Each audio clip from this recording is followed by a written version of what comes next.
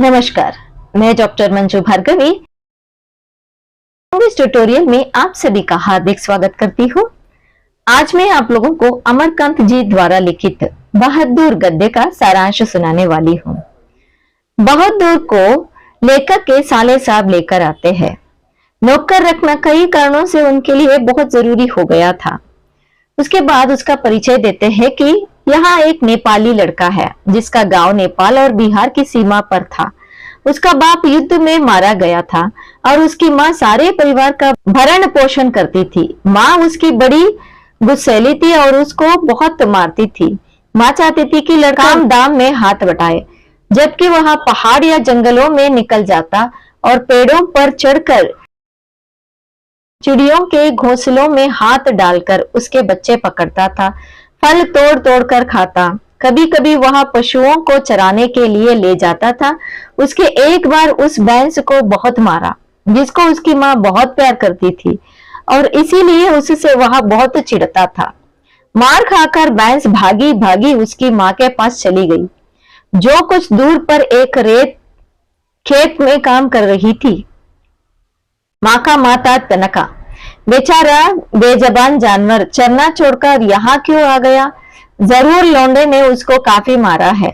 वह गुस्से से पागल हो गई। जब लड़का आया तो माँ ने भैंस की मार को काल्पनिक अनुमान करके एक डंडे से उसकी दुगनी पिटी की और उसको वही कराहता हुआ छोड़कर घर लौट आई। लड़के का मन माँ से फट गया। उसने घी की हंडी से हाथ डाला और माँ के रखे रुपयों में से 2 रुपये निकाल कर लिए। अंत में 9 2 11 हो गया। तो लेखक के साले साहब को यह लड़का मिला था और उसका नाम दिल बहादुर साहब था। दिल बहादुर बहुत ही हंसमुख और मेहनती निकला। उसकी वजह से कुछ दिनों तक लेखक के घर में वैसे ही उत्साहपूर्ण वातावरण छाया रहा जैसे कि प्रथम बार तोता मैना या पिल्ला पालने पर होता है। धीरे धीरे बहादुर घर के सारे काम करने लगा। सवेरे ही उठकर वह बाहर नीम के पेड़ से दातून तोड़ लाता था। वह हाथ का सहारा लिए बिना कुछ दूर तक तने पर दौड़ता हुआ चढ़ जाता।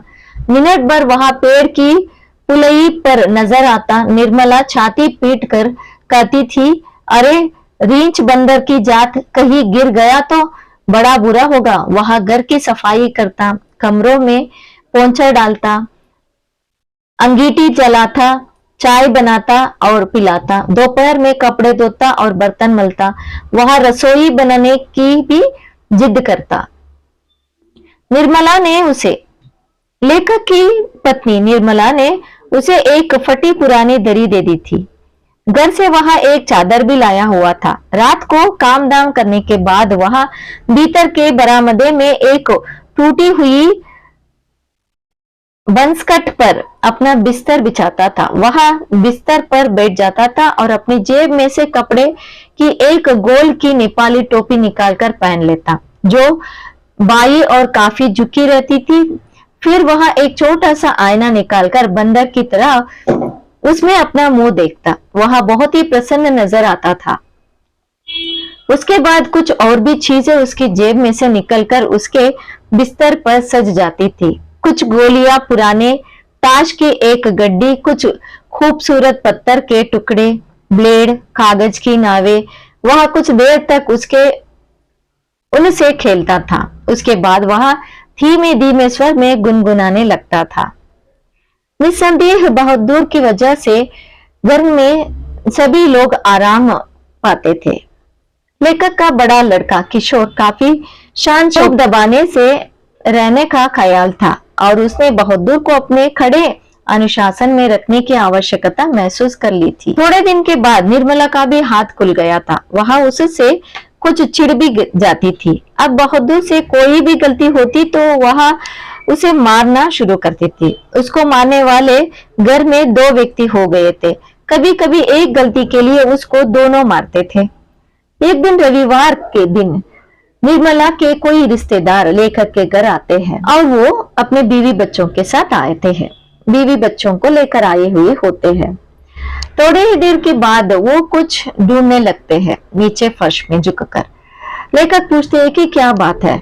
तब रिश्तेदार बोलते हैं कि 11 रुपए साड़ी में था मैंने, पर कहीं गिर गई है या किसी ने चुरा लिया होगा। लेखक कहते हैं कि यहाँ पे चोरी करने वाले कोई नहीं है। फिर वहां औरत कहती है कि कोई नहीं, इसका मतलब क्या है, वो जो लड़का अपने काम के लिए जो रखा है वो आके यहीं पे खड़ा हुआ था, शायद उसने चोरी किया होगा। इसके बाद निर्मला को भी बहादुर के ऊपर शक आने लगा और वो भी बहादुर को बुला के डराई और धमकाई, 2-4 तमाचे भी जड़ दिए, पर बहादुर नहीं माना कि उसने लिया, कारण उसने नहीं लिया था। उसके बाद रिश्तेदार ने बहादुर को डराया कि वे पुलिस को बुलाएंगे और बहादुर को पकड़ा देंगे। ये सब झंझट होने के बाद बहादुर का मन टूट जाता है। एक दिन लेखक दफ्तर से विलंब आते हैं। निर्मला आंगन में चुपचाप सिर पर हाथ रखकर बैठी रहती है। बाद में लेखक को पता चलता है कि बहादुर भाग गए। उसने तनख्वाह भी नहीं लिया और घर से कुछ सामान भी नहीं लेकर गया है। उसके कपड़े, उसका बिस्तर, उसके जूते सभी वह छोड़ के चला गया। पता नहीं उसने हमें क्या समझा। अगर वह करता तो मैं उसे रोकती थोड़ी, बल्कि उसको खूब अच्छी तरह पहना ओढ़ा कर भेजती। हाथ में उसके तनख्वाह भी दे देती, 2-4 रुपए और अधिक भी दे देती, पर वह तो कुछ लेकर ही नहीं गया। किशोर को भी बड़ा बुरा अफसोस हुआ था और वो कहने लगा कि अम्मा, एक बार भी बहादुर आ जाता तो मैं उसको पकड़ लेता और कभी जाने ना देता, उसको माफी मांग लेता, उससे कभी नहीं मारता। निर्मला आंख पर आंचल रखकर रोने लगती है। बहादुर के जाने के बाद घर वालों को पश्चाताप होता है उनकी किए हुई एक गलती पर क्या करे, बहादुर बहुत दुखी होकर वहां से निकल गया था। यहीं पर गद्य की समाप्ति होती है। धन्यवाद।